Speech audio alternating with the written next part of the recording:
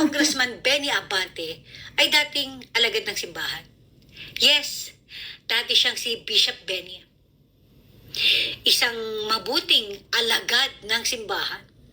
Anyari? Bishop Benny, anyari? Nabulag ka na rin ba? Naging adik ka na rin ba? Naging bangag ka na rin ba sa kapangyarihan at kwarta? Kaya yung mabuting gawain na dating ginagawa mo no ikaw ay alagad ng simbahan ay nawala na. So, lumabas na ang tunay na pagkatao ng bishop na ito. From Bishop Benny to Congressman Buwaya.